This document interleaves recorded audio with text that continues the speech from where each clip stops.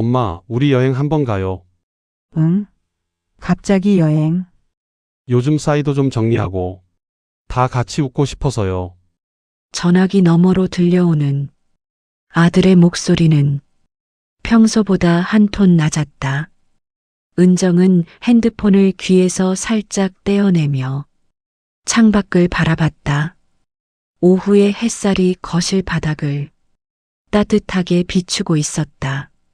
아파트 12평 남짓한 공간 30년을 살아온 이곳은 그녀에게 안식처이자 전부였다.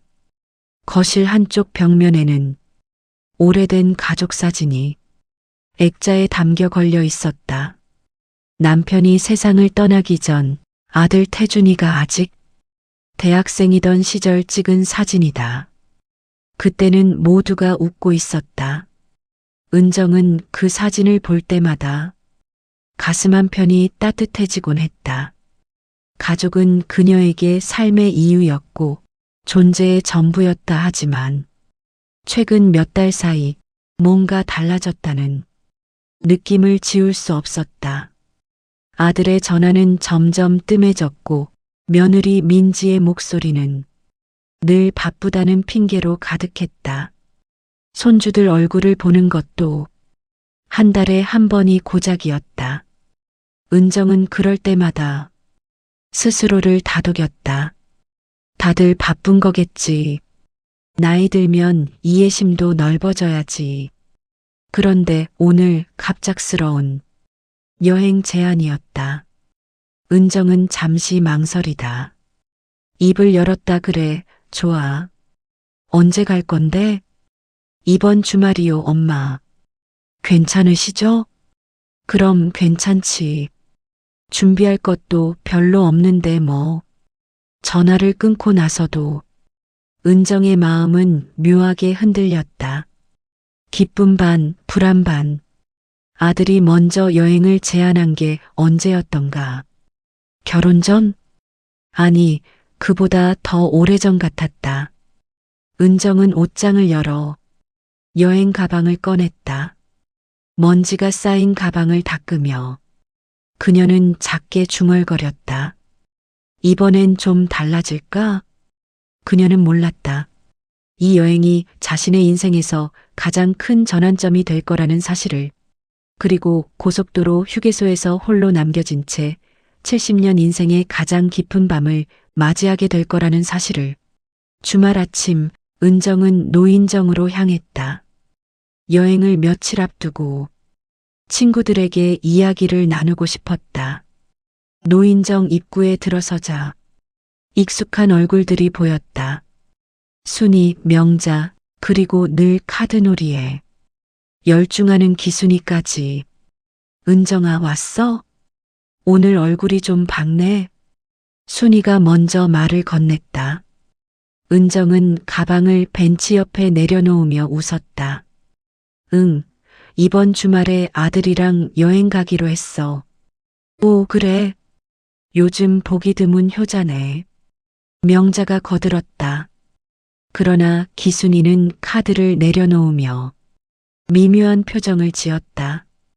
요즘은 가족이 꼭 정답은 아니더라. 서로가 노력해야 유지되는 거지. 순간 공기가 미묘하게 가라앉았다. 기순이의 말투에는 어딘가 쓸쓸함이 배어 있었다. 은정은 그녀의 사정을 알고 있었다. 딸과의 관계가 좋지 않아. 명절에도 혼자 지낸다는 이야기를 들은 적이 있었다. 은정은 부드럽게 웃으며 대답했다. 그래도 난 아직 믿고 싶어. 가족이니까. 기순이는 더 이상 말하지 않았다. 다만 카드를 다시 집어들며 작게 한숨을 내쉬었다. 은정은 그 한숨 속에 담긴 의미를 정확히 알 수 없었지만 왠지 가슴 한편이 서늘해지는 느낌을 받았다. 점심시간이 되자 노인정 식당에서 식사를 했다. 된장찌개와 나물 반찬이 소박하게 차려졌다. 은정은 밥을 떠먹으며 창밖을 바라봤다. 늦가을 햇살이 나뭇잎 사이로 부서지고 있었다. 계절이 바뀌고 있었다. 은정아, 너 요즘 뭔가 생각 많아 보여. 순이가 조심스럽게 물었다. 은정은 잠시 숟가락을 멈췄다. 아니야. 그냥 아들이랑 오랜만에 여행 가니까 기대도 되고 또 조금은 불안하기도 하고. 불안? 뭐가? 잘 모르겠어. 그냥 느낌이 그래. 순이는 고개를 끄덕였다. 나이 들면 느낌이 더 정확해진다고들 했다. 은정도 그걸 알고 있었다 하지만 그녀는 그 불안을 애써 무시하려 했다. 가족과의 여행이 그녀에게는 소중한 기회였으니까. 식사를 마치고 집으로 돌아온 은정은 여행 가방을 다시 열었다. 옷가지를 정리하고 세면도구를 챙기고 상비약까지 꼼꼼히 넣었다. 그녀는 언제나 준비성이 철저한 사람이었다. 남편이 세상을 떠난 후 혼자서도 살아남기 위해 배운 습관이었다. 가방을 다 꾸리고 나자 은정은 거실 소파에 앉아 한숨을 내쉬었다. 창밖으로 보이는 하늘은 맑았지만 그녀의 마음속에는 작은 구름 한 조각이 떠다니고 있었다. 기순이의 말이 자꾸 머릿속을 맴돌았다. 요즘은 가족이 꼭 정답은 아니더라. 은정은 고개를 저었다. 아니야. 내 가족은 다를 거야. 그녀는 스스로에게 그렇게 다짐했다. 하지만 마음 한구석에서는 작은 의심이 싹트기 시작했다. 그것은 아주 작은 씨앗이었지만 곧 커다란 나무로 자라날 운명이었다. 여행을 이틀 앞둔 수요일 저녁, 은정의 핸드폰이 울렸다. 화면에는 아들 태준이라는 이름이 떴다. 은정은 설거지를 하다 말고 서둘러 손을 닦았다. 응, 태준아. 엄마, 지금 통화 괜찮으세요? 그럼 괜찮지. 무슨 일이야? 전화기 너머로 잠깐의 침묵이 흘렀다. 은정은 불안한 예감에 심장이 쿵 내려앉는 것을 느꼈다. 엄마, 사실은요.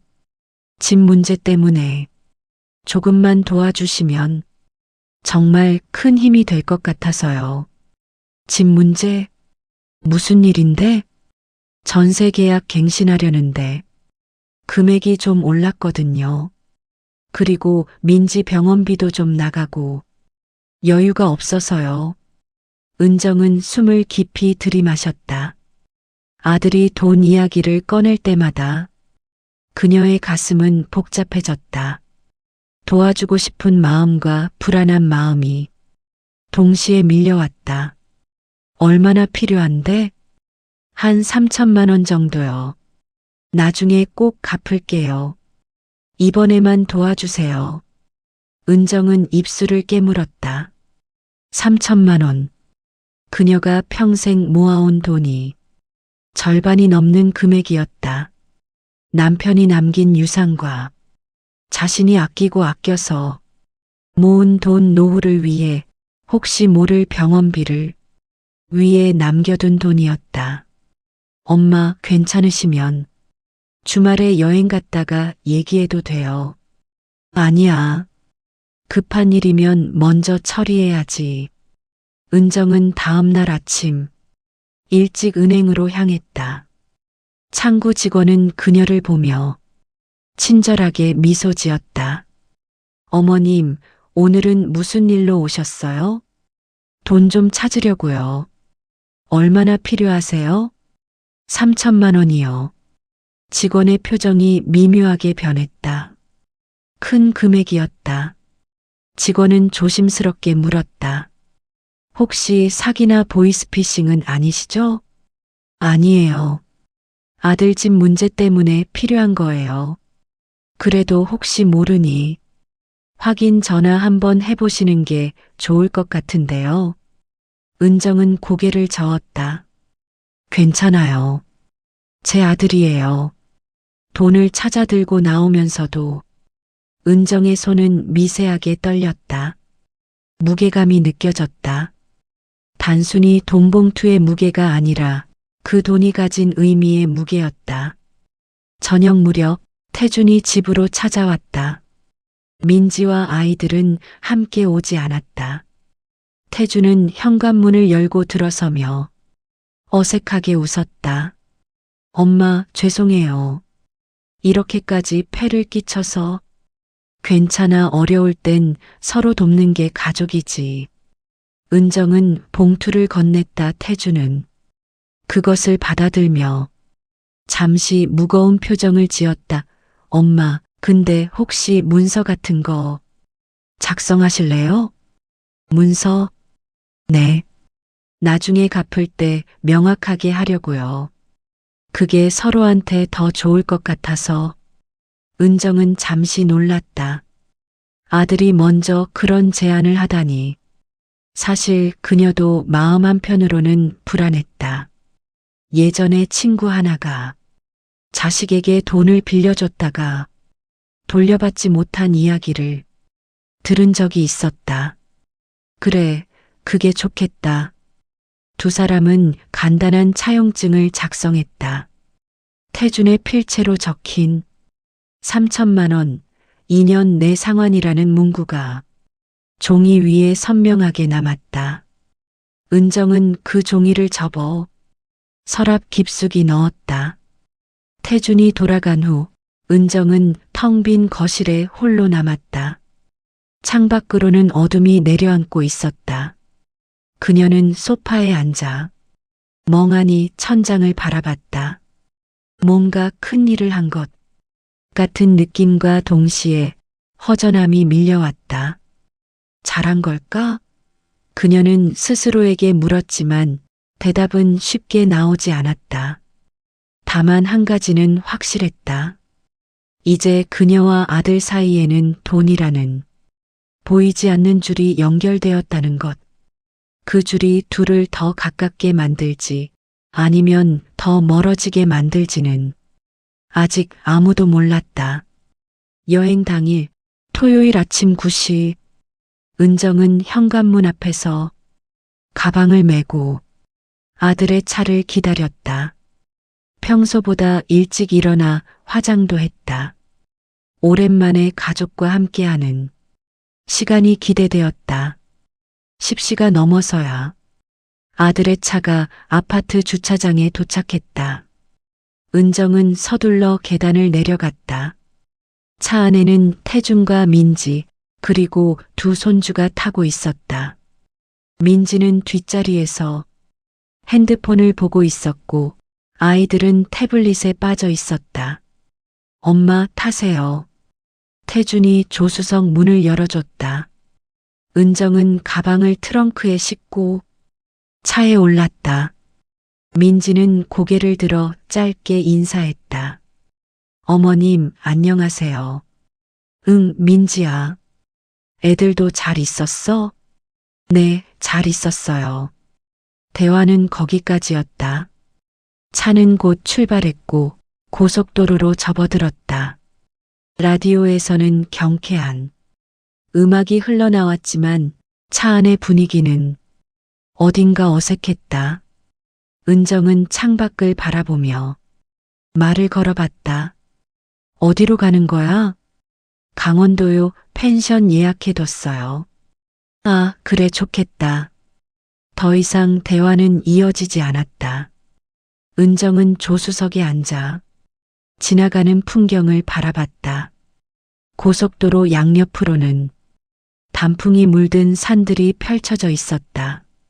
아름다운 풍경이었지만 그녀의 마음은 왠지 무겁게 가라앉았다. 2시간쯤 지났을까? 차는 휴게소에 들어섰다. 태준이 말했다. 엄마, 잠깐 쉬었다 갈게요. 화장실도 다녀오시고. 그래. 은정은 차에서 내려 휴게소 안으로 들어갔다. 화장실을 다녀온 후 그녀는 커피 자판기 앞에 섰다. 따뜻한 커피 한 잔이 마시고 싶었다. 동전을 넣고 버튼을 누르자 종이컵에 커피가 담겼다. 커피를 들고 밖으로 나왔을 때 은정은 이상한 광경을 목격했다. 태준과 민지가 차 옆에서 뭔가 심각하게 이야기를 나누고 있었다.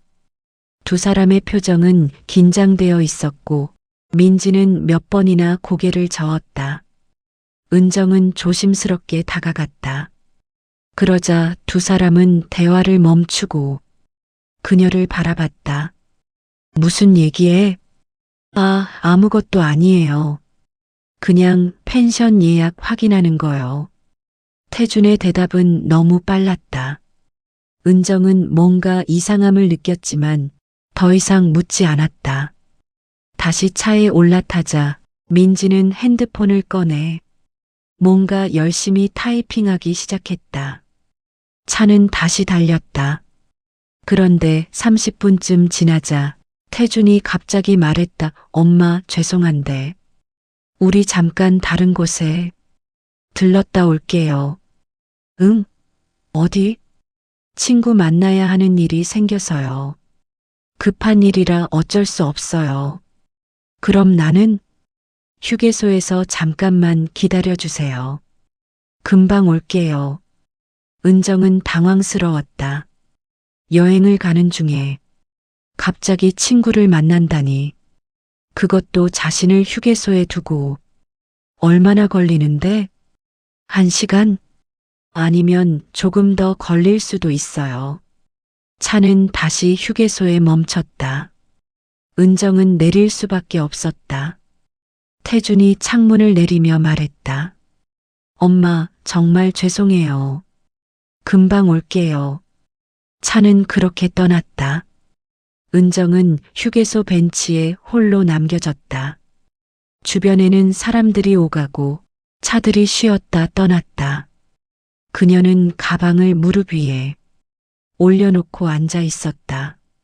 시간이 지나면서 불안이 커지기 시작했다.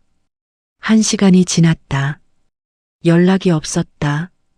2시간이 지났다. 여전히 아무 소식이 없었다. 은정은 핸드폰을 꺼내 태준에게 전화를 걸었다. 신호는 갔지만 받지 않았다. 1번, 2번, 3번 모두 부재 중이었다. 그녀의 가슴이 두근거리기 시작했다. 뭔가 잘못된 것 같았다. 아니, 처음부터 뭔가 이상했다.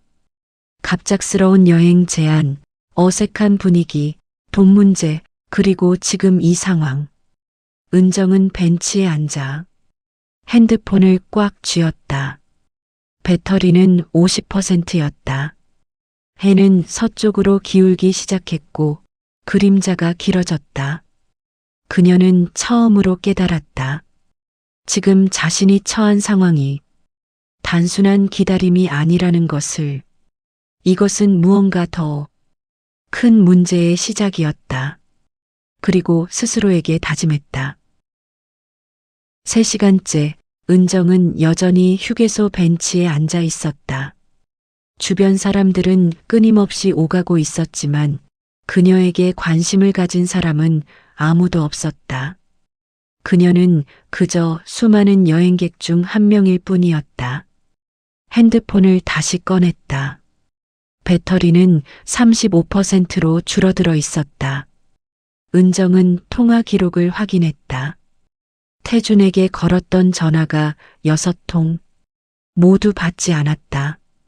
문자도 보냈지만 읽음 표시조차 뜨지 않았다. 혹시 사고라도 난 걸까? 불안한 생각이 머릿속을 채웠다. 하지만 동시에 다른 생각도 들었다. 아니면 일부러? 은정은 고개를 저었다. 설마 아들이 자신을 일부러 두고 간다는 건 말이 안 됐다. 하지만 마음 한구석에서는 그 가능성을 부정할 수 없었다. 그때 옆 벤치에 앉아있던 중년 여성이 말을 걸었다. 혹시 괜찮으세요? 오래 기다리시는 것 같아서요. 은정은 고개를 들어 그녀를 바라봤다. 네, 괜찮습니다. 가족이 잠깐 일 보러 갔다가 오기로 했거든요. 아, 그러셨군요. 그래도 너무 오래 기다리시는 것 같은데 연락은 되세요? 아직은 안 되네요. 여성은 걱정스러운 표정을 지었다. 요즘 세상이 어수선하잖아요. 혹시 모르니 경찰이나 관리사무소에 말씀하시는 게 나을 것 같은데요. 아니에요. 곧 올 거예요. 은정은 억지로 웃으며 대답했다. 하지만 그녀 자신도 그 말을 믿지 못했다. 여성은 더 이상 말하지 않고 자리를 떴다. 은정은 다시 혼자 남았다. 해가 완전히 기울어 하늘이 붉게 물들기 시작했다. 휴게소에는 저녁 시간이 다가오면서 사람들이 더 많아졌다.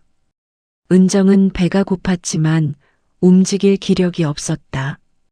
그녀는 가방 속에서 물 한 병을 꺼내 한 모금 마셨다. 핸드폰이 다시 울렸다. 은정은 깜짝 놀라 화면을 확인했다. 하지만 태준이 아니었다. 동생 은이었다. 언니, 주말 잘 보내고 있어? 응. 은정의 목소리는 작게 떨렸다. 은희는 즉시 이상함을 눈치챘다. 목소리가 왜 그래? 무슨 일 있어? 은희야. 은정은 더 이상 참을 수 없었다. 억눌렀던 감정이 터져 나왔다. 나 지금 휴게소에 혼자 있어. 뭐? 무슨 소리야? 은정은 상황을 설명했다. 여행을 가는 중이었다는 것, 태준이 친구를 만나러 간다며 자신을 휴게소에 두고 갔다는 것, 그리고 3시간이 넘도록 연락이 안 된다는 것. 지금 어디야? 정확한 위치 보내봐. 은희의 목소리에는 분노가 섞여 있었다. 괜찮아, 은희야. 조금만 더 기다려보면. 언니, 이상해. 뭔가 잘못된 것 같아. 일단 위치 보내봐. 내가 지금 바로 갈게. 그래도, 언니. 은희의 단호한 목소리에 은정은 더 이상 거부할 수 없었다. 그녀는 현재 위치를 문자로 보냈다. 언니, 내가 지금 출발할게. 1시간 반이면 도착할 거야. 그때까지 안전한 곳에 있어. 휴게소 실내로 들어가 있어. 응, 고마워. 전화를 끊고 은정은 조금 안도했다. 하지만 동시에 자신이 처한 상황이 더욱 명확해졌다. 가족여행이라는 이름으로 시작된 이 하루가 지금은 완전히 다른 방향으로 흘러가고 있었다. 은정은 벤치에서 일어나 휴게소 안쪽으로 걸어갔다. 화장실에 다녀온 후 그녀는 편의점에 들어가 삼각김밥 하나를 샀다. 배는 고팠지만 목으로 넘어가지 않았다. 그녀는 김밥을 절반쯤 먹다가 그만뒀다. 다시 실내 대기 공간의 의자에 앉았다.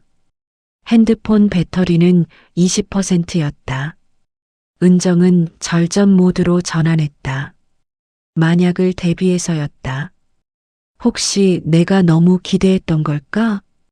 그녀는 스스로에게 물었다. 가족이라는 이름에, 아들이라는 존재에 너무 많은 것을 걸었던 건 아닐까? 기순이의 말이 다시 떠올랐다. 요즘은 가족이 꼭 정답은 아니더라. 은정은 눈을 감았다. 차가운 바람이 자동문을 통해 들어올 때마다 그녀의 어깨를 스치고 지나갔다. 그 바람은 가을의 끝자락을 알리고 있었다. 그리고 그녀의 마음속에서도 뭔가 끝나가고 있다는 예감이 들었다. 시간이 천천히 흘렀다. 은정은 시계를 보며 은희가 도착하기를 기다렸다. 1시간 반. 그 시간을 견뎌내야 했다. 아들이 저런 태도를 보일 이유가 있을까? 하지만 답은 쉽게 나오지 않았다. 다만 한 가지는 확실했다. 오늘 이 순간이 그녀 인생에 어떤 전환점이 되고 있다는 것. 그리고 그 전환점 너머에 무엇이 기다리고 있는지는 아직 아무도 몰랐다. 저녁 7시가 넘어가자 은정은 다시 핸드폰을 확인했다. 태준에게서는 여전히 아무 연락이 없었다. 그녀는 마지막으로 한 번 더 전화를 걸어봤다. 신호음이 길게 울렸지만 역시 받지 않았다. 은정은 핸드폰을 내려놓고 창밖을 바라봤다. 어둠이 완전히 내려앉고 있었다. 주차장의 가로등이 하나둘 켜지기 시작했다. 은희가 곧 올 거야. 그녀는 스스로를 다독였다. 적어도 자신을 걱정해주는 사람이 있다는 사실이 위안이 되었다. 8시가 가까워지자 은정의 핸드폰이 울렸다. 은희였다. 언니, 거의 다 왔어. 10분 뒤에 도착할 것 같아. 응, 알았어. 고마워. 언니 실내에 있지? 응, 안에 있어. 좋아. 도착하면 바로 전화할게. 전화를 끊고 은정은 깊은 숨을 내쉬었다. 이제 곧 끝날 것 같았다. 이 긴 기다림이, 이 불안한 시간이. 하지만 은정은 알고 있었다. 진짜 시작은 지금부터라는 것을. 이 하루가 끝나고 나면 그녀는 중요한 결정을 내려야 할 것이었다. 그리고 그 결정은 그녀의 인생을 완전히 바꿔놓을 것이었다. 오후 8시 10분, 은정의 핸드폰이 울렸다. 언니, 도착했어. 지금 주차장인데 어디 있어? 실내 대기실이야. 지금 나갈게. 은정은 가방을 메고 밖으로 나갔다. 주차장에서 은희가 손을 흔들고 있었다. 은정은 그 모습을 보자마자 눈가에 뜨거운 것이 차올랐다. 참고 있던 감정이 무너지는 순간이었다. 언니. 은희가 달려와 은정을 끌어안았다. 은정은 동생의 어깨에 얼굴을 묻었다. 말은 나오지 않았지만 그녀의 떨리는 어깨가 모든 것을 말해주고 있었다. 괜찮아. 언니 내가 왔잖아. 은희는 은정을 차로 안내했다. 은정은 조수석에 앉아 안전벨트를 맸다. 차가 출발하자 휴게소의 불빛이 점점 멀어졌다. 은정은 뒤를 돌아보지 않았다. 돌아볼 용기가 없었다. 언니, 태준이한테 연락은 해봤어? 응, 계속 안 받아. 문자는? 보냈는데 읽지도 않았어. 은희는 입술을 깨물었다. 화가 났다. 조카에게 실망했고 언니가 이런 상황에 처했다는 사실에 분노가 치밀었다. 하지만 지금 중요한 건 언니의 안전이었다. 언니, 일단 근처 숙소 찾아서 오늘 하루 쉬자. 내일 다시 생각하고. 그래도 태준이가 여기로 올 수도 있잖아. 언니. 은희가 잠시 운전대를 잡은 채 은정을 바라봤다. 지금 5시간 넘었어. 5시간 동안 연락 한 번 없는 사람이 돌아올 것 같아? 은정은 대답하지 못했다. 은희의 말이 맞았다. 그녀도 알고 있었다. 아들은 돌아오지 않을 것이라는 걸. 아니, 어쩌면 처음부터 돌아올 생각이 없었는지도 모른다는 걸. 알았어. 가자. 근처 모텔에 도착해 짐을 풀고 은희는 편의점에서 간단한 음식을 사왔다. 삼각김밥, 컵라면, 우유. 은정은 거의 먹지 못했지만 은희의 성화에 몇 입 떠넣었다. 언니, 이제 어떻게 할 거야? 은희가 조심스럽게 물었다. 은정은 창밖을 바라봤다. 어둠 속에서 네온 사인이 깜빡이고 있었다. 모르겠어. 아직 정리가 안 돼. 태준이한테 돈 빌려줬다며? 얼마나? 3천, 3천만 원? 은희의 목소리가 높아졌다. 은정은 고개를 끄덕였다. 언니 미쳤어? 왜 그렇게 큰 돈을? 가족이니까. 가족이라고 해서 다 해주는 게 아니야. 차용증은 썼어? 응, 썼어. 그나마 다행이네. 은희는 한숨을 쉬었다. 언니가 평생 모은 돈을 아들에게 빌려줬다는 사실이 믿기지 않았다.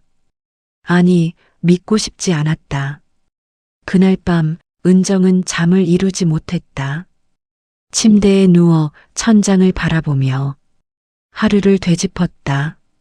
아침의 설렘, 차 안의 어색함, 휴게소에 홀로 남겨진 순간 모든 것이 마치 꿈 같았다. 아니, 악몽 같았다. 새벽 3시쯤 은정의 핸드폰이 울렸다. 화면에는 아들 태준이라는 이름이 떠 있었다. 은정은 잠시 망설이다 전화를 받았다. 여보세요. 엄마 죄송해요. 태준의 목소리는 떨리고 있었다. 은정은 아무 말도 하지 않았다. 갑자기 급한 일이 생겨서 연락도 못 드렸어요. 정말 미안해요. 어디야, 지금? 집에 돌아왔어요. 집? 네. 펜션 예약이 취소돼서 그냥 집으로 왔어요. 은정은 핸드폰을 꽉 쥐었다. 펜션 예약이 취소됐다고? 그럼 왜 진작 말하지 않았을까? 왜 자신을 휴게소에 혼자 두고 갔을까? 엄마는 어디 계세요? 모텔. 어느 모텔이요? 제가 데리러 갈게요. 됐어. 은정의 목소리는 차가웠다. 은희가 데리러 왔어. 너 신경 쓰지 마. 엄마. 자. 은정은 전화를 끊었다. 핸드폰을 침대 옆 테이블에 내려놓고 그녀는 이불을 뒤집어 썼다. 눈물이 났다. 억울했고 화가 났고 무엇보다 슬펐다. 옆 침대에서 은희가 일어났다. 언니 태준이? 응, 지금 집에 있대. 뭐? 집에? 은희도 화가 났다. 하지만 지금은 언니를 위로하는 게 먼저였다. 은희는 언니 침대로 와서 그녀를 안아주었다. 언니 울어. 참지 마. 은정은 동생의 품에서 한참을 울었다. 70년을 살아오며 이렇게 서럽게 운 적이 있었을까? 모든 것이 무너지는 것 같았다. 다음 날 아침 은희는 언니를 자신의 집으로 데려갔다. 작은 아파트였지만 따뜻했다. 은희의 남편과 딸이 반갑게 맞아주었다. 이모, 괜찮으세요? 조카딸 수진이 걱정스럽게 물었다. 은정은 억지로 웃으며 대답했다. 응, 괜찮아. 고마워. 며칠간 은희의 집에서 지내면서 은정은 차츰 마음을 가라앉혔다. 은희는 언니를 위해 맛있는 음식을 해주고 함께 산책도 다녔다. 그 시간 동안 은정은 생각했다. 이제 어떻게 해야 하지? 태준에게서는 몇 번 더 연락이 왔다. 사과 문자, 전화. 하지만 은정은 받지 않았다. 아직 마음의 준비가 되지 않았다. 아니, 어쩌면 영영 준비가 안 될지도 몰랐다. 일주일이 지난 어느 날, 은정은 은희에게 말했다.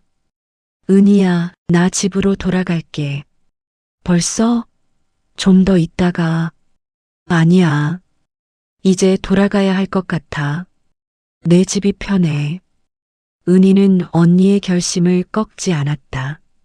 대신 짐을 싸는 것을 도와주며 말했다. 언니, 태준이한테 휘둘리지 마. 언니 인생은 언니 거야. 알아. 고마워. 은정은 자신의 아파트로 돌아왔다.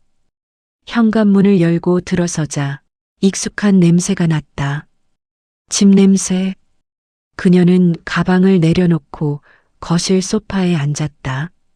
창가에 가족 사진이 여전히 그 자리에 있었다. 은정은 그 사진을 바라보며 생각했다. 이제 뭔가 달라져야 한다고. 더 이상 예전처럼 살 수는 없다고. 그녀는 일어나 서랍을 열었다. 그 안에는 태준이 쓴 차용증이 놓여 있었다. 3천만 원, 2년 내 상환. 은정은 그 종이를 꺼내 들었다. 손이 떨렸다. 하지만 이번에는 두려움이 아니라 결심의 떨림이었다. 그녀는 핸드폰을 꺼내 검색했다. 가족 간 금전 문제 상담. 검색 결과가 나왔다.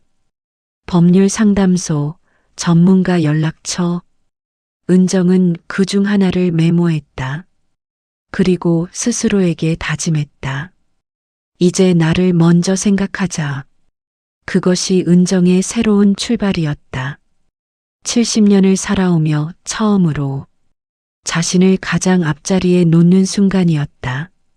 집으로 돌아온 지 며칠 후 은정은 노인정에 다시 나가기 시작했다. 친구들은 그녀를 반겼지만 여행 이야기는 묻지 않았다.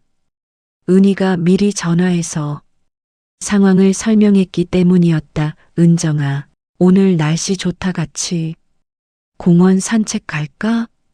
순이가 제안했다. 은정은 고개를 끄덕였다. 밖으로 나가는 것도 나쁘지 않을 것 같았다. 공원은 가을 단풍으로 물들어 있었다. 노란색, 빨간색, 주황색 나뭇잎들이 바람에 흔들리고 있었다.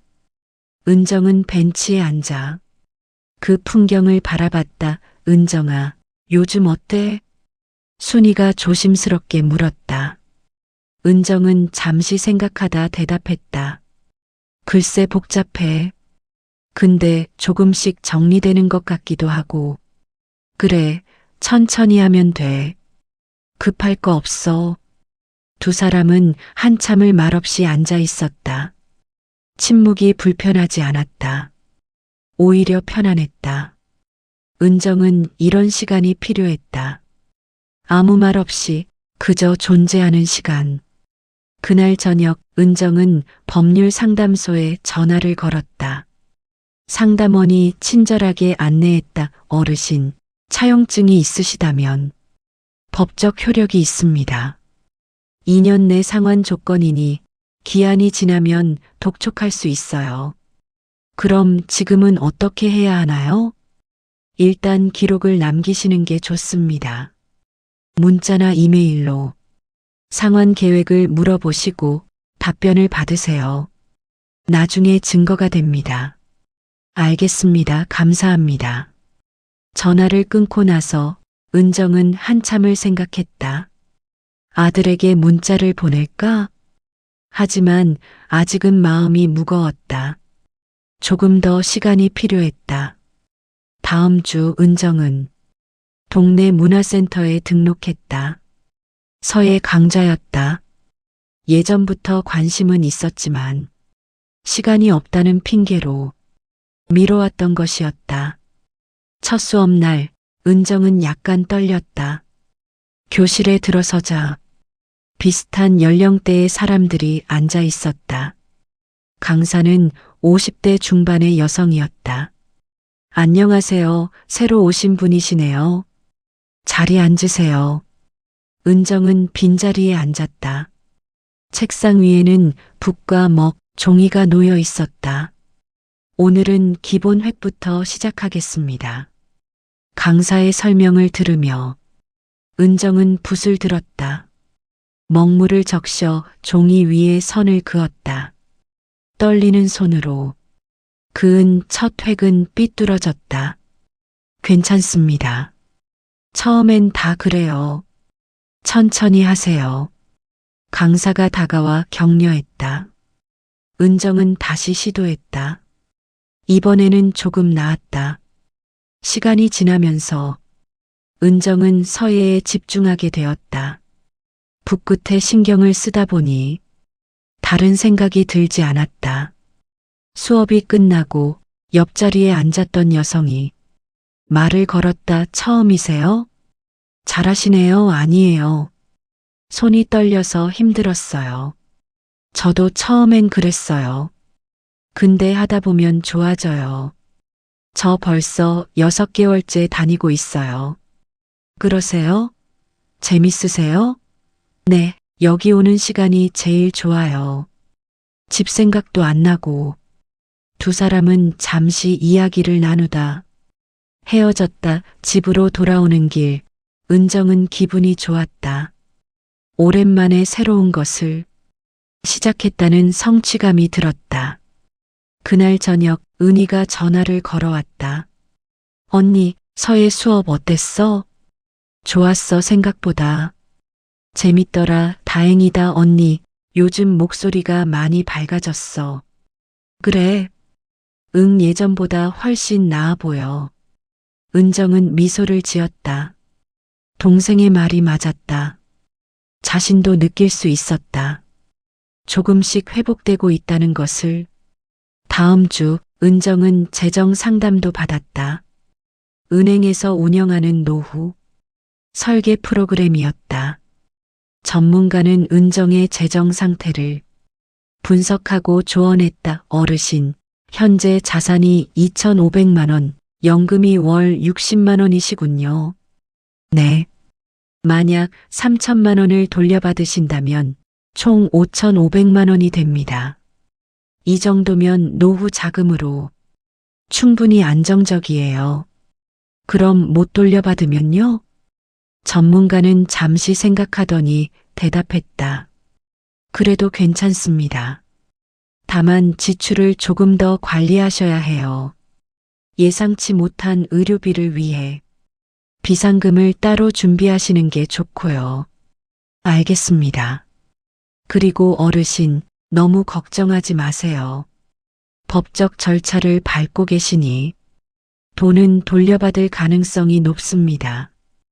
은정은 조금 안심이 되었다. 전문가의 말이 위안이 되었다. 상담을 마치고 나오는 길, 은정은 카페에 들렀다. 따뜻한 카페라떼를 주문하고 창가 자리에 앉았다. 밖을 바라보니 사람들이 바쁘게 오가고 있었다. 은정은 커피를 마시며 생각했다. 한 달 후면 조정 기일이다. 태준을 만나게 될 것이다. 그 자리에서 무슨 일이 벌어질지 알 수 없었다. 하지만 은정은 더 이상 두렵지 않았다. 내가 잘못한 게 아니야. 나는 내 권리를 찾는 거야. 그녀는 스스로를 다독였다. 그리고 결심했다. 어떤 결과가 나오든 받아들이기로. 다만 더 이상 흔들리지 않기로. 며칠 후 은정은 노인정에서 기순이를 만났다. 기순이는 여전히 카드놀이에 열중하고 있었다. 은정아, 요즘 어때? 기순이가 카드를 내려놓으며 물었다. 응, 괜찮아. 너는? 나 그냥 그렇지 모두. 사람은 잠시 침묵했다. 기순이가 먼저 입을 열었다. 은정아, 저번에 내가 한 말 기억나? 무슨 말? 요즘은 가족이 꼭 정답은 아니라고 했잖아. 응, 기억나. 그때는 좀 씁쓸하게 들렸을 텐데 미안해. 아니야. 내가 맞았어. 기순이는 은정을 바라봤다. 너도 힘든 일 있었구나. 응, 괜찮아질 거야. 시간이 지나면 고마워. 두 사람은 더 이상 말하지 않았다. 하지만 그 침묵은 불편하지 않았다. 서로를 이해하는 침묵이었다. 조정 기일이 2주 앞으로 다가왔을 때 은정은 변호사와 만났다. 변호사는 조정 절차를 설명했다. 조정위원이 중재하면서 양쪽 이야기를 듣습니다. 그리고 합의점을 찾는 거죠. 만약 합의가 안 되면요? 그럼 소송으로 넘어갑니다. 하지만 대부분 조정에서 마무리돼요. 제 아들이 거부하면 어떻게 되나요? 조정 자체를 거부하면 불리하게 작용합니다. 법원에서도 성실하지 않다고 판단하니까요. 은정은 고개를 끄덕였다. 어르신, 너무 긴장하지 마세요. 당당하게 하시면 됩니다. 어르신은 잘못한 게 없으니까요. 변호사의 말에 은정은 조금 용기를 얻었다. 집으로 돌아온 은정은 옷장을 열었다. 조정 기일에 입을 옷을 골랐다. 단정한 재킷과 바지, 깔끔한 인상을 주고 싶었다. 거울 앞에 서서 옷을 입어보았다. 거울 속 자신의 모습이 낯설지 않았다. 예전보다 강해 보였다. 잘할 수 있어. 은정은 거울 속 자신에게 말했다. 나는 할 수 있어. 조정 기일 전날 밤, 은정은 일찍 잠자리에 들었다. 내일을 위해 충분히 쉬고 싶었다. 침대에 누워 눈을 감았다. 걱정이 없는 건 아니었지만 더 이상 두렵지는 않았다. 내일이 어떻게 되든 나는 최선을 다할 거야. 그녀는 스스로에게 다짐하며 잠에 들었다. 그날 밤 은정은 오랜만에 꿈을 꾸지 않았다. 깊고 평온한 잠이었다.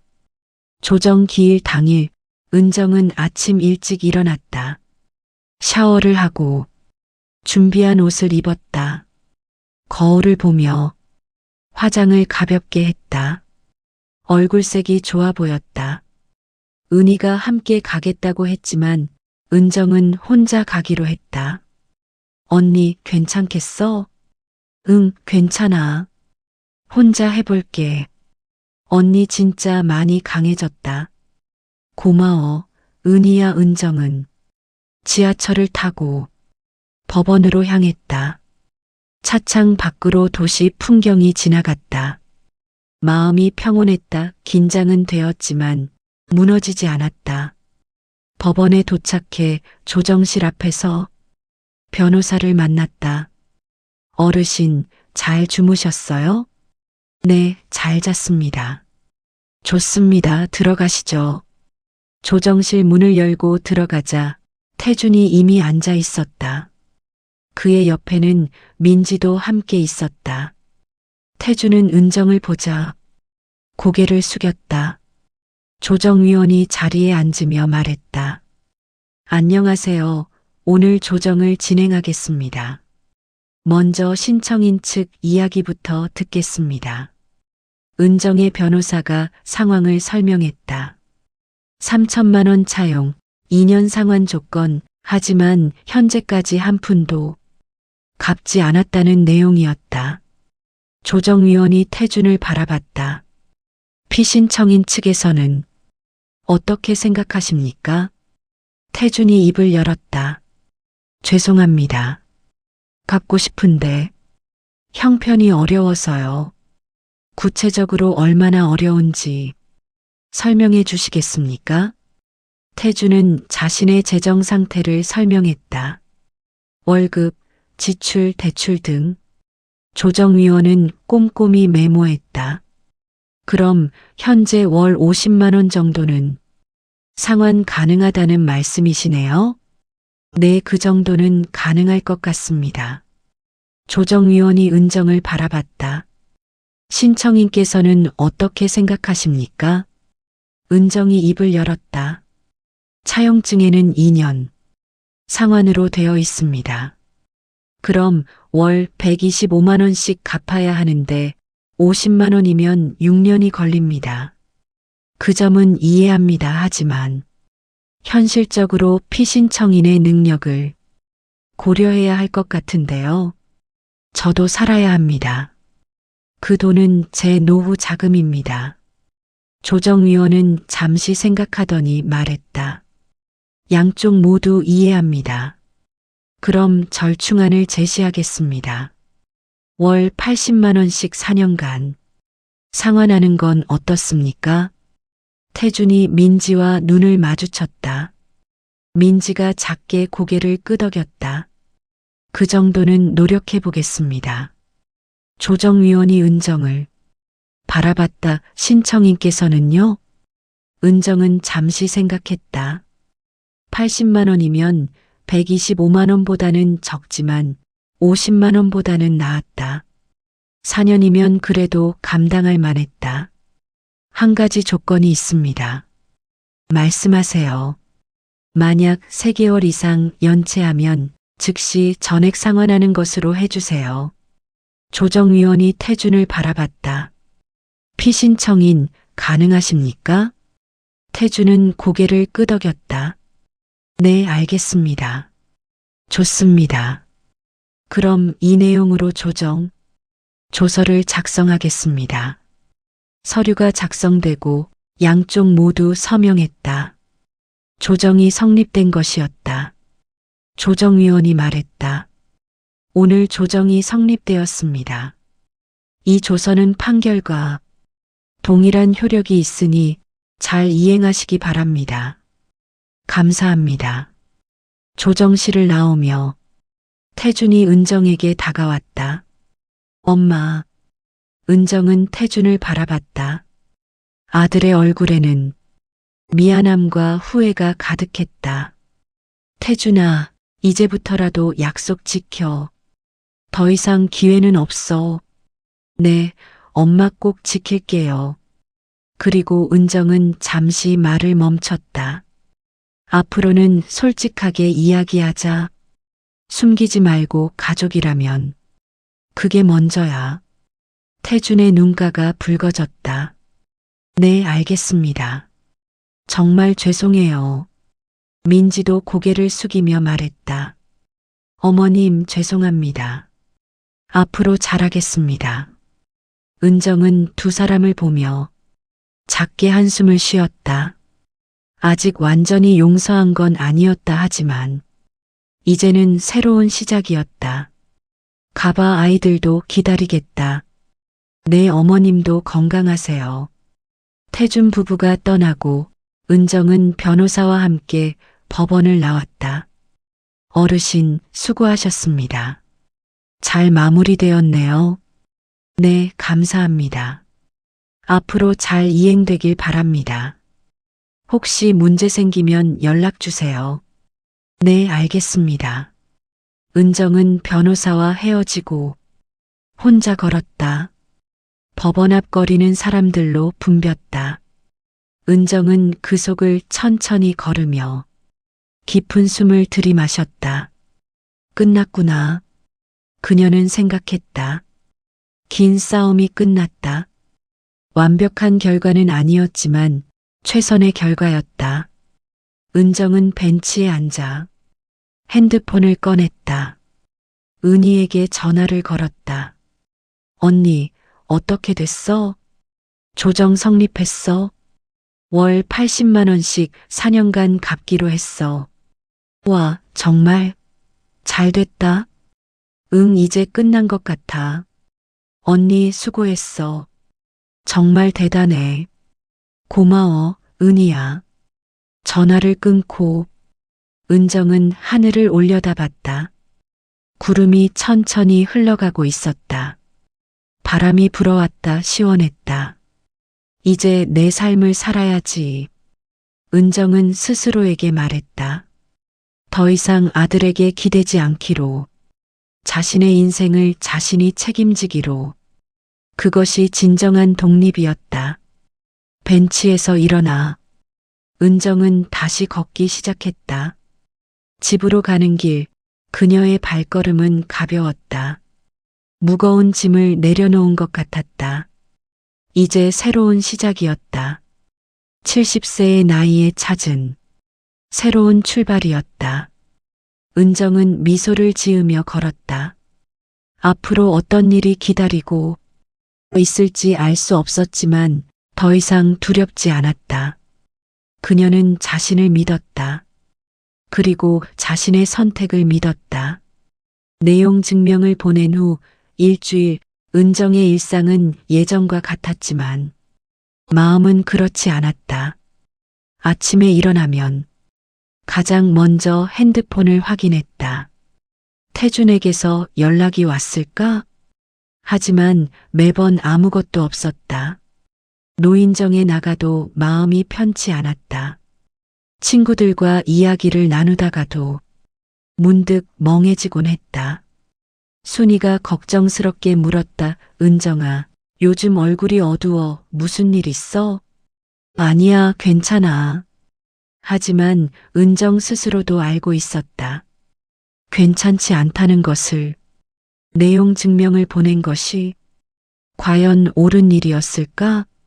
아들과의 관계는 이제 회복될 수 없는 걸까? 이런 생각들이 꼬리에 꼬리를 물고 이어졌다. 밤이 되면 더 힘들었다. 어둠 속에서 천장을 바라보며 수없이 되뇌었다. 혹시 내가 너무 가혹했던 걸까? 아들도 살기 힘들었을 거야. 내가 더 이해해줬어야 했나? 하지만 동시에 다른 목소리도 들렸다. 아니야, 내가 잘못한 게 아니야. 너도 살아야 해. 가족이라고 해서 다 참는 건 아니야. 두 목소리가 머릿속에서 싸웠다. 은정은 베개를 꼭 껴안고 눈을 감았다. 잠은 쉽게 오지 않았다. 어느 날 저녁 은정은 거실에 앉아 오래된 앨범을 꺼내봤다. 태준이 어렸을 때 사진들이 가득했다. 유치원 입학식, 초등학교 운동회, 중학교 수학여행 사진 속에 태준은 밝게 웃고 있었다. 은정은 사진을 하나하나 넘기며 눈물을 흘렸다. 언제부터 이렇게 틀어졌을까? 언제부터 서로가 이렇게 멀어졌을까? 왜 이렇게 됐을까? 그녀는 중얼거렸다. 대답은 없었다. 다만 앨범 속 사진들만이 조용히 그녀를 바라볼 뿐이었다. 며칠 후 은희가 찾아왔다. 손에는 과일 바구니를 들고 있었다. 언니, 요즘 밥은 잘 먹어? 응, 먹어. 거짓말 얼굴 봐, 살 빠졌잖아. 은희는 부엌으로 가서 과일을 씻어 접시에 담아왔다. 두 사람은 거실 소파에 나란히 앉았다. 언니, 태준이한테서 연락 왔어? 아니, 없어. 계획서도 안 보냈어? 응. 은희는 한숨을 쉬었다. 참 답답하네. 그래도 언니가 잘하고 있어. 흔들리지 마. 은희야, 나 요즘 자꾸 의심이 들어. 내가 너무 심했나 싶고. 언니. 은희가 은정의 손을 꽉 잡았다. 언니는 잘못한 거 하나도 없어. 오히려 너무 참았어. 이제라도 언니가 언니를 지키는 거야. 그래도가 아니야. 언니 휴게소에서 5시간 동안 혼자 앉아 있었잖아. 그게 정상이야? 가족이 그럴 수 있어? 은정은 대답하지 못했다. 은희의 말이 맞았다. 그날의 기억이 다시 떠올랐다. 차가운 벤치, 떨어지는 배터리, 돌아오지 않는 아들. 언니, 태준이가 변하지 않으면 언니만 힘들어. 이제 언니 인생을 살아야 해. 은희는 과일을 하나 집어 은정에게 건넸다. 먹어. 그리고 힘내. 은정은 과일을 받아 입에 넣었다. 달콤한 맛이 입안에 퍼졌다. 하지만 마음은 여전히 쓸쓸했다. 그날 밤 은정은 또다시 잠을 이루지 못했다. 창밖에는 비가 내리고 있었다. 빗소리가 창문을 두드렸다. 은정은 일어나 창가로 다가갔다. 어두운 밤 가로등 불빛 아래로 빗줄기가 보였다. 은정은 유리창에 이마를 기댔다. 차가운 유리의 감촉이 전해졌다. 왜 자꾸 멀어지는 느낌이 들지? 그녀는 스스로에게 물었다. 아들과의 거리가 점점 멀어지고 있었다. 한때는 그렇게 가까웠던 사이가 이제는 산 너머 산처럼 느껴졌다. 다음 날 아침 은정은 노인정 대신 병원에 갔다. 최근 들어 잠을 못 자고 입맛도 없어서 건강검진을 받기로 했다. 의사는 검사 결과를 보며 말했다. 스트레스가 많으신 것 같네요. 혈압도 조금 높고 수면 부족 증상도 보이고요. 네, 요즘 좀 그래요. 무슨 일 있으세요? 은정은 잠시 망설이다 대답했다. 가족 문제가 좀 있어서요. 의사는 고개를 끄덕였다. 그럴 수 있죠. 하지만 건강이 가장 중요합니다. 약 처방해 드릴 테니 잘 드시고 스트레스 관리 좀 하세요. 네, 감사합니다. 은정은 약을 받아들고 병원을 나왔다. 하늘은 여전히 흐렸다. 그녀는 약봉투를 가방에 넣고 천천히 걸었다. 걷다 보니 어느새 공원에 도착해 있었다. 은정은 벤치에 앉았다.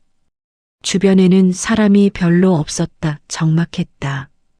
그녀는 핸드폰을 꺼냈다. 태준의 번호가 화면에 떠올랐다. 손가락이 화면 위를 맴돌았다. 전화를 걸까? 아니면 그냥 둘까? 결국 은정은 핸드폰을 내려놓았다. 아직은 때가 아니었다. 아니, 어쩌면 그때는 영영 오지 않을지도 몰랐다. 바람이 불었다. 나뭇잎이 떨어졌다. 계절은 깊은 가을로 접어들고 있었다. 그리고 은정의 마음도 함께 깊어지고 있었다. 내용 증명을 보낸 지 3주가 지났다. 태준에게서는 여전히 아무 연락이 없었다. 상환 계획서도 사과 전화도 심지어 항의조차 없었다. 완벽한 침묵이었다.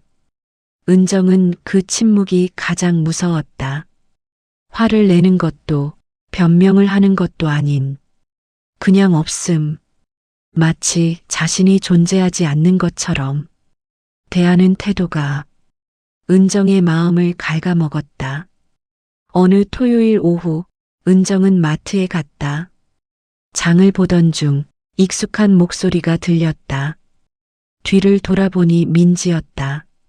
손주 2명과 함께 있었다. 할머니.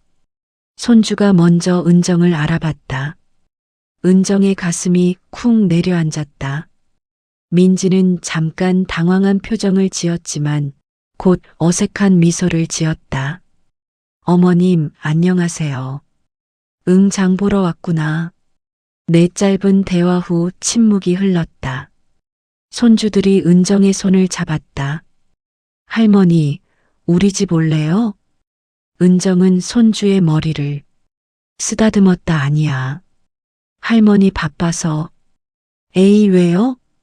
다음에 민지는 아이들을 데리고 재빨리 자리를 떴다. 은정은 그 뒷모습을 멍하니 바라봤다. 가슴이 먹먹했다.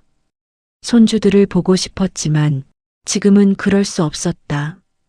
집으로 돌아온 은정은 장바구니를 내려놓고 소파에 주저앉았다. 힘이 빠졌다. 마트에서 마주친 짧은 순간이 그녀를 완전히 무너뜨렸다. 손주들은 할머니를 그리워할까? 아니면 이미 잊었을까? 은정은 눈물을 흘렸다. 억울했고 슬펐고 외로웠다. 평생 가족을 위해 살았는데 결국 이렇게 혼자 남겨진 것 같았다. 저녁을 먹지 못했다. 입맛이 없었다. 그냥 침대에 누워 천장을 바라봤다. 어둠이 내려왔지만 불을 켜지 않았다. 그냥 어둠 속에 있고 싶었다. 핸드폰이 울렸다. 은이었다. 언니, 저녁 먹었어? 응, 거짓말이었다. 하지만 은이를 걱정시키고 싶지 않았다. 목소리가 왜 그래? 울었어? 아니야, 언니, 거짓말하지 마. 지금 가도 돼? 아니야, 괜찮아. 그냥 좀 피곤해서. 언니 진짜 괜찮아. 내일 보자. 전화를 끊고 은정은 다시 어둠 속에 누워 있었다.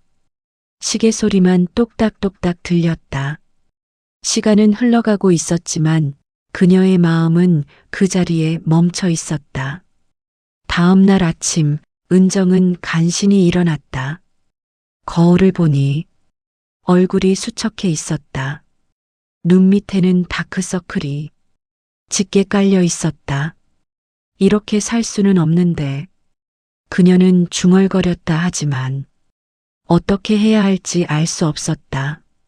태준에게 먼저 연락해야 할까? 아니면 이대로 기다려야 할까? 은정은 부엌으로 가서 물을 한 잔 마셨다. 찬물이 목구멍을 타고 내려갔다. 조금 정신이 들었다. 그때 현관 초인종이 울렸다. 은정은 놀라 문 쪽을 바라봤다. 누구지? 은희? 아니면 문을 열자 태준이 서 있었다. 그의 얼굴도 수척해 보였다. 엄마, 무슨 일이야? 은정의 목소리는 차가웠다. 태준은 입술을 깨물었다. 들어가도 될까요? 그래, 두 사람은 거실로 들어갔다. 태준은 소파에 앉지 않고 서 있었다. 엄마, 그동안 연락 못해서 죄송해요. 연락이 문제가 아니잖아. 계획서는? 그게 지금 당장은 어려워요. 왜? 태준은 고개를 숙였다. 민지가 일을 그만뒀어요. 건강 문제로. 그럼? 그래서 제 월급만으로는 매달 80만 원씩 갚기가 힘들어요. 은정은 한숨을 쉬었다. 그럼 얼마나 갚을 수 있는데? 한 50만 원? 50만 원? 은정의 목소리가 높아졌다. 그럼 6년 걸려. 6년. 엄마, 죄송해요 하지만 지금은 이게 최선이에요. 은정은 태준을 바라봤다. 아들의 눈에는 피로가 가득했다. 하지만 은정도 지쳐 있었다. 더 이상 이해해줄 여력이 없었다. 태준아, 엄마도 살아야 해. 그 돈은 엄마 노후 자금이야. 알아요. 하지만이 아니야. 내가 선택한 거잖아. 빌려달라고 한 것도, 갚겠다고 약속한 것도. 태준은 아무 말도 하지 못했다. 잠시 침묵이 흘렀다. 엄마, 그럼 어떻게 하면 돼요? 변호사랑 상담할 거야. 법적으로 처리하는 게 나을 것 같아. 엄마, 그렇게까지 하실 거예요? 그래, 이제 선택의 여지가 없어. 태준은 고개를 들어 은정을 바라봤다. 그의 눈에는 실망과 원망이 섞여 있었다. 엄마, 가족인데 이렇게까지 해야 해요? 은정의 가슴이 찢어지는 것 같았다. 하지만 그녀는 흔들리지 않았다. 가족이라고 해서 다 용서되는 건 아니야. 내가 먼저 가족을 저버렸어. 태준은 더 이상 말하지 않았다. 그는 현관으로 향했고 문을 열고 나가며 마지막으로 말했다. 엄마, 후회하실 거예요. 문이 닫혔다. 은정은 그 자리에 서서 한참을 움직이지 못했다. 다리에 힘이 풀려 바닥에 주저앉았다. 눈물이 흘러내렸다. 소리내어 울었다. 70년 인생에서 가장 깊은 슬픔이 밀려왔다. 가족이라는 이름으로 묶여있던 끈이 완전히 끊어진 것 같았다. 내가 너무 가혹했던 걸까? 하지만 달리 방법이 없었잖아. 은정은 바닥에 앉아 한참을 울었다. 아무도 그녀를 위로해 줄 사람이 없었다. 그녀는 완전히 혼자였다. 해가 지고 어둠이 찾아왔다. 은정은 여전히 거실 바닥에 앉아 있었다. 움직일 기력이 없었다. 그냥 그 자리에 있고 싶었다. 이것이 은정 인생의 가장 깊은 밤이었다. 모든 것이 무너진 순간이었다. 그리고 그녀는 몰랐다. 이 밤이 지나면 새로운 아침이 올 거라는 것을. 바닥에 주저앉아 한참을 울고 난 후 은정은 간신히 몸을 일으켰다. 다리가 저렸다. 화장실로 가서 찬물로 얼굴을 씻었다. 거울 속 자신의 모습이 낯설었다. 빨갛게 충혈된 눈, 축 처진 입꼬리, 창백한 얼굴. 이게 나야? 은정은 거울 속 자신에게 물었다. 대답은 없었다. 그녀는 수건으로 얼굴을 닦고 침실로 갔다 침대에 누워 이불을 뒤집어 썼다. 가족도 완벽하진 않지. 그녀는 스스로에게 말했다. 나도 아이들도. 이제야 깨달았다. 가족이라는 이름이 모든 것을 해결해주지 않는다는 것을. 피로 맺어진 관계라고 해서 자동으로 완벽해지는 것이 아니라는 것을. 은정은 남편이 세상을 떠난 후 줄곧 아들에게 의지해 왔다. 아들이 자신의 유일한 가족이고 의지처이고 미래라고 믿었다. 하지만 그것은 착각이었다. 아들도 자기 삶이 있지. 나도 내 삶이 있어야 해. 은정은 천천히 깨달아가고 있었다. 자신이 아들에게 너무 많은 것을 기대했다는 것을. 그리고 그 기대가 오히려 둘 사이를 멀어지게 만들었다는 것을. 핸드폰이 울렸다. 은희였다. 은정은 전화를 받았다. 언니, 태준이 다녀갔다며? 어떻게 알았어? 수진이가 아파트 앞에서 봤대. 걱정돼서 전화했어. 응, 다녀갔어. 어땠어? 은정은 잠시 침묵했다. 은희야, 나 지금 너무 힘들어. 알아, 언니 내가 지금 갈게. 아니야, 괜찮아. 괜찮지 않잖아. 30분 안에 도착할게. 은희는 일방적으로 전화를 끊었다. 은정은 핸드폰을 내려놓고 다시 천장을 바라봤다. 30분 후 초인종이 울렸다. 은희가 도착한 것이었다. 은정은 문을 열었고 은희는 언니를 와락 끌어안았다. 언니 괜찮아. 내가 있잖아. 은정은 동생의 어깨에 얼굴을 묻었다. 또다시 눈물이 났다. 은희는 언니의 등을 토닥이며 말했다. 울어도 돼. 다 울어.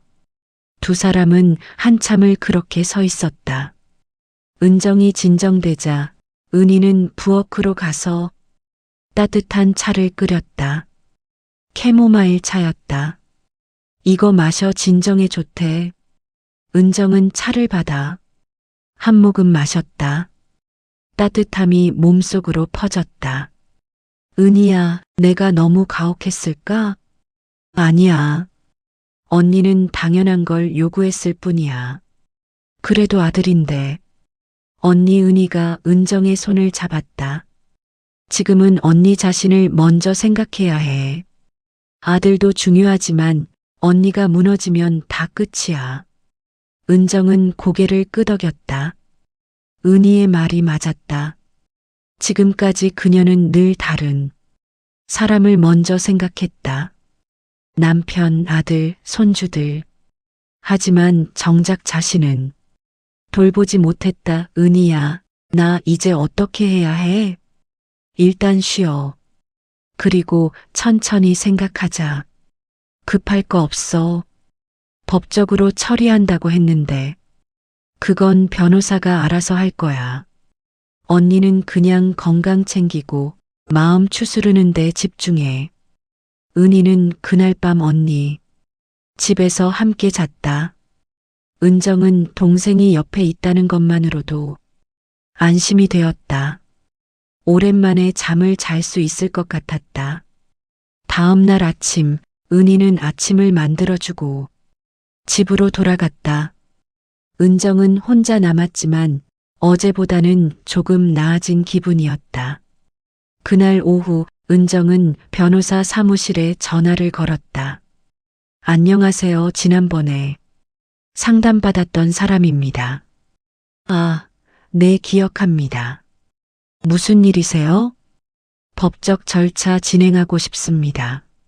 알겠습니다. 내일 사무실로 오실 수 있으세요? 네, 가겠습니다.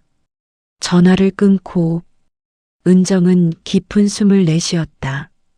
결정을 내렸다. 더 이상 망설이지 않기로 했다. 다음 날 은정은 변호사 사무실을 찾았다. 변호사는 그녀를 맞으며 말했다. 어르신, 결심하신 거죠? 네. 좋습니다. 절차를 시작하겠습니다. 먼저 조정 신청을 할 거예요. 법원에서 중재해 주는 거죠. 조정이요?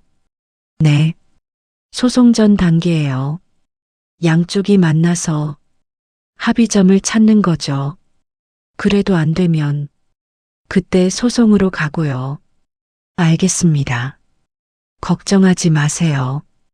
제가 잘 처리할게요. 은정은 서류에 서명했다. 손이 떨렸지만 후회는 없었다. 이제 돌아갈 수 없었다. 앞으로만 나아가야 했다. 사무실을 나와 거리를 걷는데 하늘이 맑았다. 구름 한 점 없는 푸른 하늘이었다. 은정은 하늘을 올려다봤다. 그녀는 스스로에게 말했다. 영혼의 밤은 지나갔다. 이제 새로운 아침이 밝아오고 있었다. 법원 조정 신청서가 접수된 지 일주일 후 은정에게 조정 기일 통지서가 도착했다. 한 달 뒤였다. 그동안 은정은 자신을 추스르는 시간을 가졌다. 가장 먼저 한 일은 건강 관리였다. 병원에서 받은 약을 꾸준히 먹고 매일 아침 공원을 산책했다. 처음에는 힘들었지만 며칠 지나자 몸이 가벼워지는 것을 느꼈다. 노인정에도 다시 나가기 시작했다. 친구들은 은정을 반갑게 맞아주었다.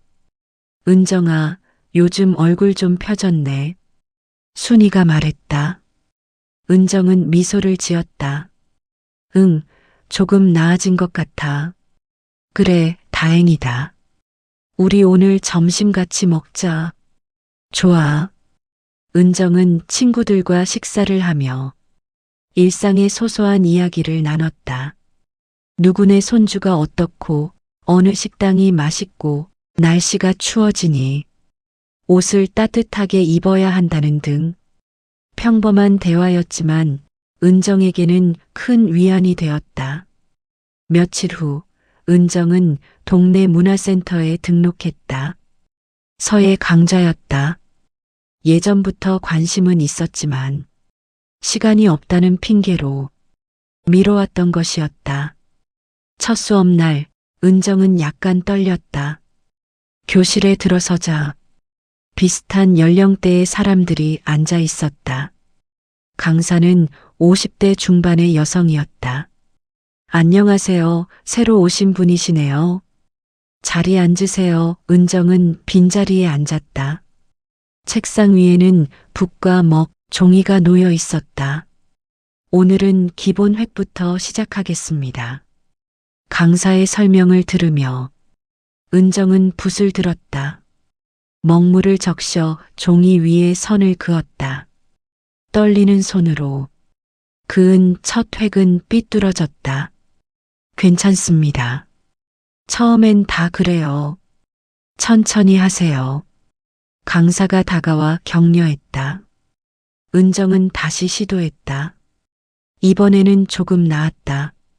시간이 지나면서 은정은 서예에 집중하게 되었다. 붓끝에 신경을 쓰다 보니 다른 생각이 들지 않았다. 수업이 끝나고 옆자리에 앉았던 여성이 말을 걸었다. 처음이세요? 잘하시네요. 아니에요. 손이 떨려서 힘들었어요. 저도 처음엔 그랬어요. 근데 하다 보면 좋아져요. 저 벌써 6개월째 다니고 있어요. 그러세요? 재밌으세요? 네, 여기 오는 시간이 제일 좋아요. 집 생각도 안 나고 두 사람은 잠시 이야기를 나누다 헤어졌다. 집으로 돌아오는 길, 은정은 기분이 좋았다. 오랜만에 새로운 것을 시작했다는 성취감이 들었다. 그날 저녁 은희가 전화를 걸어왔다. 언니, 서예 수업 어땠어? 좋았어. 생각보다 재밌더라. 다행이다. 언니, 요즘 목소리가 많이 밝아졌어. 그래? 응. 예전보다 훨씬 나아 보여. 은정은 미소를 지었다. 동생의 말이 맞았다. 자신도 느낄 수 있었다. 조금씩 회복되고 있다는 것을. 다음 주 은정은 재정 상담도 받았다. 은행에서 운영하는 노후 설계 프로그램이었다.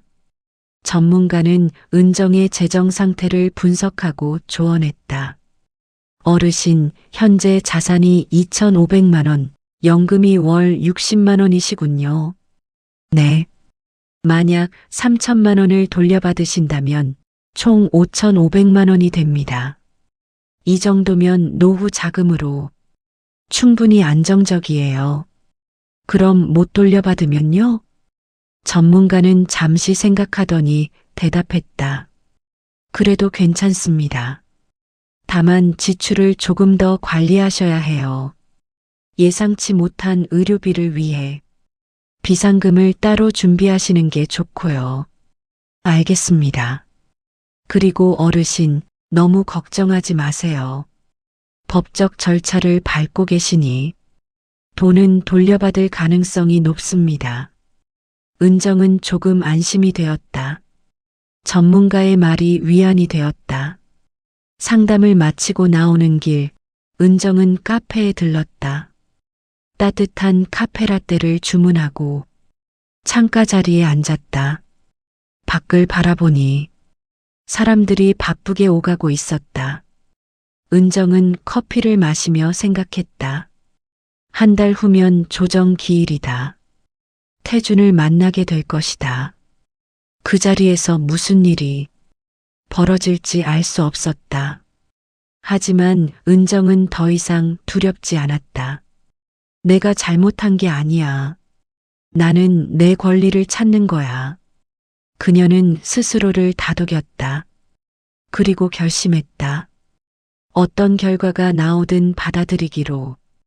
다만 더 이상 흔들리지 않기로. 며칠 후 은정은 노인정에서 기순이를 만났다.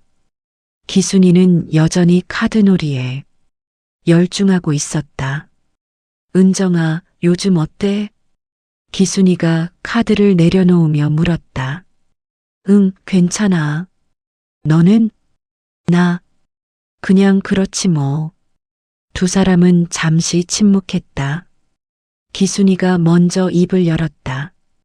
은정아, 저번에 내가 한 말 기억나? 무슨 말? 요즘은 가족이 꼭 정답은 아니라고 했잖아. 응, 기억나. 그때는 좀 씁쓸하게 들렸을 텐데 미안해. 아니야. 내가 맞았어. 기순이는 은정을 바라봤다. 너도 힘든 일 있었구나. 응. 괜찮아질 거야, 시간이 지나면. 고마워. 두 사람은 더 이상 말하지 않았다. 하지만 그 침묵은 불편하지 않았다. 서로를 이해하는 침묵이었다. 조정 기일이 2주. 앞으로 다가왔을 때 은정은 변호사와 만났다. 변호사는 조정 절차를 설명했다. 조정위원이 중재하면서 양쪽 이야기를 듣습니다. 그리고 합의점을 찾는 거죠. 만약 합의가 안 되면요? 그럼 소송으로 넘어갑니다. 하지만 대부분 조정에서 마무리돼요. 제 아들이 거부하면 어떻게 되나요? 조정 자체를 거부하면 불리하게 작용합니다. 법원에서도 성실하지 않다고 판단하니까요. 은정은 고개를 끄덕였다. 어르신, 너무 긴장하지 마세요. 당당하게 하시면 됩니다. 어르신은 잘못한 게 없으니까요. 변호사의 말에 은정은 조금 용기를 얻었다. 집으로 돌아온 은정은 옷장을 열었다. 조정 기일에 입을 옷을 골랐다. 단정한 재킷과 바지, 깔끔한 인상을 주고 싶었다. 거울 앞에 서서 옷을 입어보았다. 거울 속 자신의 모습이 낯설지 않았다. 예전보다 강해 보였다. 잘할 수 있어.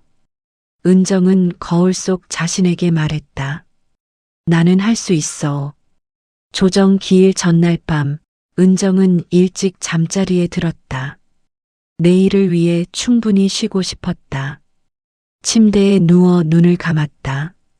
걱정이 없는 건 아니었지만 더 이상 두렵지는 않았다. 내일이 어떻게 되든 나는 최선을 다할 거야. 그녀는 스스로에게 다짐하며 잠에 들었다. 그날 밤 은정은 오랜만에 꿈을 꾸지 않았다. 깊고 평온한 잠이었다. 이모도 여기 오니까? 은정은 아침 일찍 일어났다. 샤워를 하고 준비한 옷을 입었다. 거울을 보며 화장을 가볍게 했다. 얼굴색이 좋아 보였다. 은희가 함께 가겠다고 했지만 은정은 혼자 가기로 했다. 언니 괜찮겠어? 응, 괜찮아. 혼자 해볼게. 언니 진짜 많이 강해졌다. 고마워, 은희야. 은정은 지하철을 타고 법원으로 향했다. 차창 밖으로 도시 풍경이 지나갔다. 마음이 평온했다. 긴장은 되었지만 무너지지 않았다. 법원에 도착해 조정실 앞에서 변호사를 만났다. 어르신, 잘 주무셨어요? 네, 잘 잤습니다. 좋습니다. 들어가시죠. 조정실 문을 열고 들어가자 태준이 이미 앉아 있었다. 그의 옆에는 민지도 함께 있었다. 태준은 은정을 보자 고개를 숙였다. 조정위원이 자리에 앉으며 말했다. 안녕하세요. 오늘 조정을 진행하겠습니다. 먼저 신청인 측 이야기부터 듣겠습니다. 은정의 변호사가 상황을 설명했다. 3천만 원 차용, 2년 상환 조건, 하지만 현재까지 한 푼도 갚지 않았다는 내용이었다. 조정위원이 태준을 바라봤다. 피신청인 측에서는 어떻게 생각하십니까? 태준이 입을 열었다. 죄송합니다. 갚고 싶은데 형편이 어려워서요. 구체적으로 얼마나 어려운지 설명해 주시겠습니까? 태준은 자신의 재정 상태를 설명했다. 월급, 지출, 대출 등. 조정위원은 꼼꼼히 메모했다. 그럼 현재 월 50만 원 정도는 상환 가능하다는 말씀이시네요? 네, 그 정도는 가능할 것 같습니다. 조정위원이 은정을 바라봤다. 신청인께서는 어떻게 생각하십니까? 은정이 입을 열었다. 차용증에는 2년 상환으로 되어 있습니다. 그럼 월 125만 원씩 갚아야 하는데 50만 원이면 6년이 걸립니다. 그 점은 이해합니다. 하지만 현실적으로 피신청인의 능력을 고려해야 할 것 같은데요. 저도 살아야 합니다. 그 돈은 제 노후 자금입니다. 조정위원은 잠시 생각하더니 말했다. 양쪽 모두 이해합니다. 그럼 절충안을 제시하겠습니다. 월 80만 원씩 4년간 상환하는 건 어떻습니까? 태준이 민지와 눈을 마주쳤다. 민지가 작게 고개를 끄덕였다. 그 정도는 노력해 보겠습니다. 조정위원이 은정을 바라봤다. 신청인께서는요? 은정은 잠시 생각했다. 80만 원이면 125만 원보다는 적지만 50만 원보다는 나았다. 4년이면 그래도 감당할 만했다. 한 가지 조건이 있습니다. 말씀하세요. 만약 3개월 이상 연체하면 즉시 전액 상환하는 것으로 해주세요. 조정위원이 태준을 바라봤다. 피신청인 가능하십니까? 태준은 고개를 끄덕였다. 네, 알겠습니다. 좋습니다. 그럼 이 내용으로 조서를 작성하겠습니다. 서류가 작성되고 양쪽 모두 서명했다. 조정이 성립된 것이었다. 조정위원이 말했다. 오늘 조정이 성립되었습니다. 이 조서는 판결과 동일한 효력이 있으니 잘 이행하시기 바랍니다. 감사합니다. 조정실을 나오며 태준이 은정에게 다가왔다. 엄마 은정은 태준을 바라봤다. 아들의 얼굴에는 미안함과 후회가 가득했다. 태준아, 이제부터라도 약속 지켜. 더 이상 기회는 없어. 네, 엄마 꼭 지킬게요. 그리고 은정은 잠시 말을 멈췄다. 앞으로는 솔직하게 이야기하자. 숨기지 말고. 가족이라면 그게 먼저야. 태준의 눈가가 붉어졌다. 네, 알겠습니다. 정말 죄송해요. 민지도 고개를 숙이며 말했다.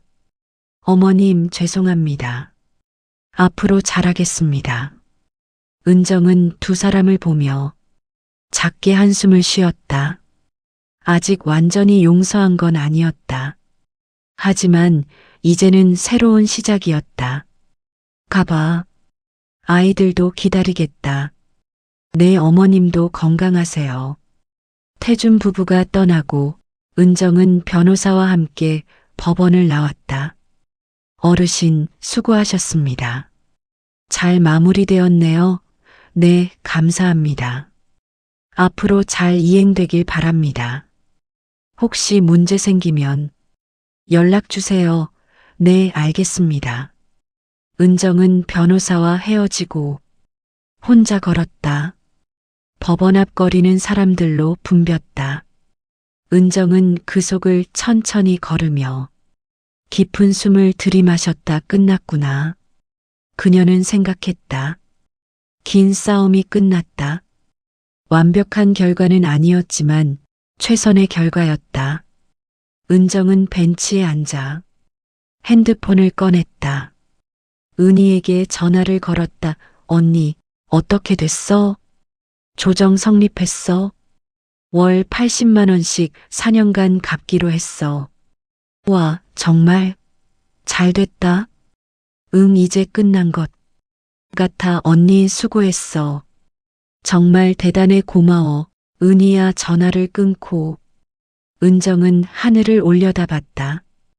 구름이 천천히 흘러가고 있었다. 바람이 불어왔다. 시원했다. 이제 내 삶을 살아야지. 은정은 스스로에게 말했다.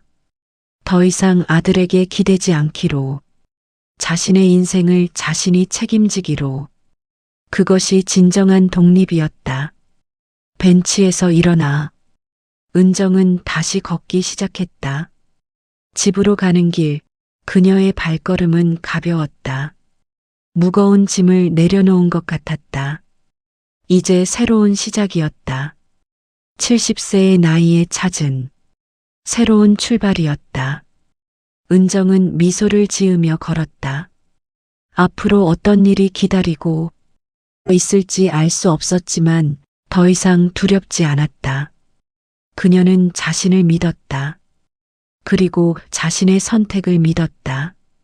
3년 후 은정은 강원도의 작은 펜션에서 아침을 맞이했다. 창문을 열자 신선한 공기가 들어왔다. 산 너머로 해가 떠오르고 있었다. 붉은 빛이 하늘을 물들이고 있었다. 할머니, 일어나셨어요? 뒤에서 손녀 수진의 목소리가 들렸다. 은희의 딸이었다. 은정은 돌아보며 미소를 지었다. 응, 일어났어. 수진이는? 저도 방금 일어났어요. 여기 공기 정말 좋아요, 그치? 할머니도 여기 오니까 기분이 좋아. 두 사람은 테라스로 나왔다. 테이블 위에는 은희가 준비한 아침 식사가 차려져 있었다. 토스트, 계란, 샐러드, 그리고 따뜻한 커피. 언니, 앉아 같이 먹자. 은희가 의자를 당기며 말했다. 은정은 자리에 앉았다. 아침 햇살이 따뜻하게 내리쬐고 있었다. 이모, 오늘 뭐 할 거예요? 수진이 토스트를 베어 물며 물었다. 글쎄, 산책 좀 하고 책도 읽고 특별한 계획은 없어. 좋겠다. 저도 그냥 쉬고 싶어요. 그래, 오늘은 다 같이 쉬자. 식사를 마친 후 은정은 펜션 주변을 산책했다. 작은 오솔길을 따라 걷다 보니 개울이 나왔다. 맑은 물이 졸졸 흐르고 있었다. 은정은 개울가 돌 위에 앉았다. 물소리를 들으며 눈을 감았다. 평온했다. 마음이 고요했다. 지난 3년을 되돌아봤다. 조정 이후 태주는 약속을 지켰다. 매달 80만 원씩 빠짐없이 입금했다. 한 번도 연체하지 않았다. 처음 6개월 정도는 은정과 태준 사이가 어색했다. 전화 통화도 짧았고 만남도 거의 없었다. 하지만 시간이 지나면서 조금씩 나아졌다. 1년이 지났을 때 태준이 손주들과 함께 은정의 집을 찾아왔다. 명절도 아닌 평일이었다. 엄마, 아이들이 할머니 보고 싶다고 해서요. 은정은 손주들을 안아주었다. 아이들은 할머니를 기억하고 있었다. 할머니, 보고 싶었어요. 할머니도 보고 싶었어. 그날 은정은 손주들과 함께 시간을 보냈다. 공원에 가고 간식을 사주고 그림책을 읽어주었다. 오랜만에 느끼는 가족의 온기였다. 하지만 예전과는 달랐다. 은정은 더 이상 모든 것을 희생하지 않았다. 자신의 시간도 소중히 여겼다. 손주들이 귀엽지만 그것이 자신의 전부는 아니었다. 2년이 지났을 때 은정은 서예 전시회에 작품을 출품했다. 동네 문화센터에서 주최한 작은 전시회였지만 은정에게는 큰 의미가 있었다. 전시회 오픈 날 은희가 함께 왔다. 언니, 이거 진짜 언니가 쓴 거야? 대단한데? 뭐가 대단해? 그냥 취미로 한 거야. 취미치고는 수준급인데? 은정은 자신의 작품 앞에 섰다. 평온이라는 글자가 적혀 있었다. 은정이 가장 좋아하는 단어였다. 평온. 그녀의 삶을 한 단어로 표현한다면 이것이었다. 더 이상 파도치지 않는 고요한 호수 같은 삶. 개울가에서 눈을 뜬 은정은 다시 펜션으로 돌아왔다. 테라스에서는 은희와 수진이 이야기를 나누고 있었다. 언니, 산책 어땠어? 좋았어. 여기 정말 평화로워. 그치? 다음에 또 오자. 응. 그러자. 오후가 되자. 은정은 테라스 의자에 앉아 책을 펼쳤다. 최근 읽기 시작한 에세이였다. 한 작가의 노년에 대한 이야기가 담겨 있었다. 나이 든다는 것은 잃는 것이 아니라 얻는 것이다. 은정은 그 문장에 밑줄을 그었다. 공감이 되었다. 자신도 지난 몇 년간 많은 것을 얻었다. 용기, 독립심, 자기 존중. 저녁 무렵 수진이 은정에게 다가왔다. 이모, 궁금한 게 있어요. 뭔데? 그때 많이 외로웠어요? 수진은 3년 전 이야기를 알고 있었다. 은희가 딸에게 이모의 이야기를 들려준 적이 있었다. 은정은 잠시 생각하다 대답했다. 응, 잠깐은 그랬지. 휴게소에 혼자 남겨졌을 때 정말 외롭고 무서웠어. 그럼 후회해요? 법원까지 간 거? 아니. 은정은 단호하게 대답했다. 후회 안 해. 오히려 그 덕분에 더 중요한 걸 알게 됐거든. 뭐요? 가족은 서로를 지켜주고 선택하는 마음에서 시작된다는 것 피로 맺어졌다고 해서 자동으로 완벽해지는 게 아니야. 노력해야 하고 서로 존중해야 하지. 수지는 고개를 끄덕였다. 이모 멋있어요. 뭐가? 그런 거 깨달은 게요. 저도 나중에 이모처럼 강한 사람이 되고 싶어요. 은정은 수진의 머리를 쓰다듬었다. 넌 충분히 강해. 그리고 앞으로 더 강해질 거야. 해가 지고 저녁이 되었다. 세 사람은 펜션 거실에 모여 저녁을 먹었다. 은희가 준비한 된장찌개와 반찬들이 소박하지만 따뜻했다. 이모, 태준 오빠는 요즘 어때요? 수진이 물었다.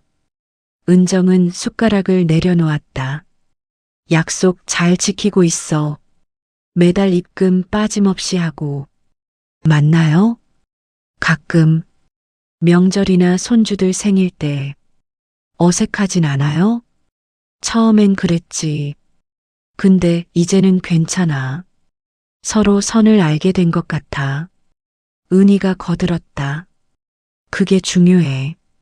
가족이라고 해서 경계가 없으면 오히려 문제가 생기거든. 맞아. 나도 이제야 알았어. 저녁 식사를 마치고 은정은 혼자 테라스로 나왔다. 밤하늘에는 별이 가득했다. 도시에서는 볼 수 없는 풍경이었다. 은정은 난간에 기대어 별을 바라봤다. 차가운 바람이 불었지만 싫지 않았다. 오히려 상쾌했다. 핸드폰이 울렸다. 문자였다. 태준이었다. 엄마, 이번 달 입금했습니다. 확인해 주세요. 건강하세요. 은정은 문자를 읽고 답장을 보냈다. 확인했다. 너도 건강해라. 짧은 대화였지만 충분했다. 더 이상 긴 설명이나 감정의 교류가 필요하지 않았다. 서로의 책임을 다하고 거리를 유지하는 것. 그것이 지금의 관계였다. 은정은 핸드폰을 주머니에 넣고 다시 하늘을 바라봤다. 별은 여전히 반짝이고 있었다. 은정은 그 별들을 보며 생각했다. 나는 잘하고 있어. 내 선택은 옳았어. 뒤에서 은희의 목소리가 들렸다. 언니 안 들어와? 추워. 응, 지금 들어갈게. 은정은 테라스를 떠나 펜션 안으로 들어갔다. 따뜻한 난로 앞에서 은희와 수진이 이야기를 나누고 있었다. 은정은 그들 옆에 앉았다. 언니, 우리 내일 아침에 일찍 일어나서 일출 보러 갈까? 좋아. 오랜만에 일출 보고 싶네. 그럼 일찍 자야겠다. 세 사람은 한참 더 이야기를 나누다 각자 방으로 들어갔다. 은정은 침대에 누워 이불을 덮었다. 창밖으로는 별빛이 희미하게 들어오고 있었다. 은정은 눈을 감았다. 마음이 편안했다. 불안도, 두려움도, 후회도 없었다. 다만 평온함만 있었다. 고속도로 휴게소에 남겨진 그날, 은정은 그때를 떠올렸다. 차가운 벤치, 떨어지는 배터리, 돌아오지 않는 아들. 그 순간이 자신의 인생에서 가장 깊은 밤이었다. 하지만 그 밤이 지나고 아침이 왔다. 그리고 은정은 새로운 삶을 선택했다. 자신을 지키는 삶, 자신을 존중하는 삶, 자신의 행복을 우선하는 삶. 그래, 나는 새로운 삶을 선택했어. 은정은 미소를 지으며 잠에 들었다. 그날 밤 그녀는 평온한 꿈을 꾸었다. 넓은 들판을 걷는 꿈이었다. 혼자였지만 외롭지 않았다. 바람이 불었고 햇살이 따뜻했고 앞으로 나아가는 길이 환했다. 다음 날 아침 세 사람은 산 정상에 올라 일출을 보았다. 수평선 너머로 해가 떠오르고 있었다. 붉은 빛이 온 세상을 물들이고 있었다. 은정은 그 장면을 보며 깊은 숨을 들이마셨다. 새로운 하루가 시작되고 있었다. 그리고 그녀의 새로운 삶도 계속되고 있었다. 수진이 은정의 손을 잡았다. 이모 예쁘죠? 응, 정말 예쁘다. 이모 행복해요? 은정은 수진을 바라보며 미소를 지었다.